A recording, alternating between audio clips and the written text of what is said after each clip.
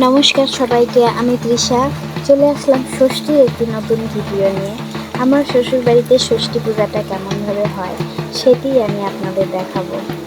পাড়ার মেয়ে বউরা সবাই একসাথে হয়ে আমাদের পাড়াতে একটা ষষ্ঠীতলা আছে, সেই ষষ্ঠীতলাতে পুজো দেওয়া হয়।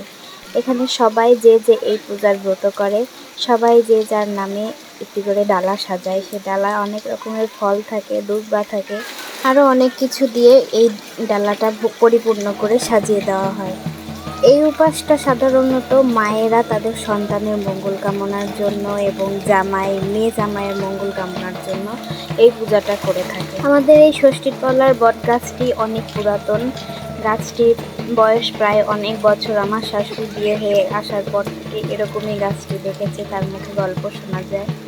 তো আমাদের পাড়াতে এই নতুন একটি জামাই এসেছে। সেই জামাইকে সবাই মিলে দুধ দিয়ে এবং আরও ঘটের দই দুধ দিয়ে চান করিয়ে দিচ্ছে জামাই, মেয়ে এবং তার শাশুড়িকে।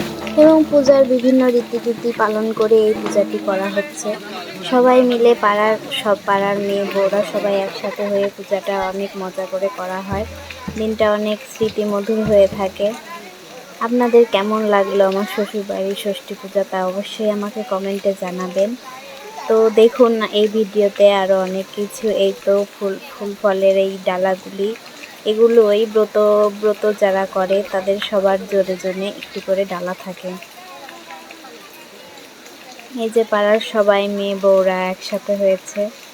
দেখতে পেরেছেন আমি কোথায় আছি? হয়তো দূর থেকে দেখা যাচ্ছে আমি দাঁড়িয়ে আছি। আমি আসলে এই ব্রতের কোনো কিছু যোগদান করতে পারছি না, তবে আমি উপোস ছিলাম। যেহেতু পাড়াতে পূজা, উপাস না করে এই ছিল আমার ষষ্ঠী নিয়ে ছোট্ট একটি ব্লগ ভিডিও। আপনারা অবশ্যই কেমন হলো ভিডিওটি আমাকে জানাবেন। অবশ্যই লাইক, কমেন্ট এন্ড শেয়ার করে দিবেন এবং আমার পাশে থাকবেন। Bye bye.